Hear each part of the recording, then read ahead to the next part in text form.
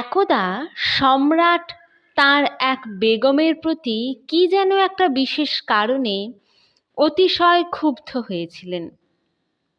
তিনি তাকে ডেকে বললেন, তুমি রাজপ্রাসাদ ছেড়ে এখনই বাপের মুলুকে চলে যাও, তোমার মুখ দেখতে চাই না কোনো দিন।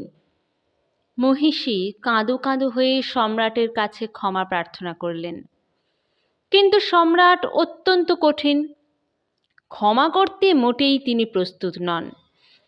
মহিষীর কোনো ওজর আপত্তি সম্রাট কোনো মতেই শুনলেন না। তিনি যে আদেশ একবার দিয়েছেন সে আদেশ অমান্য করার ক্ষমতা কারও নেই। অবশেষে হতাশ হয়ে বেগম সাহেবা বীরবলকে লুকিয়ে ডেকে পাঠালেন। বীরবল আসতেই তিনি সমস্ত ঘটনা বর্ণনা করে পরামর্শ চাই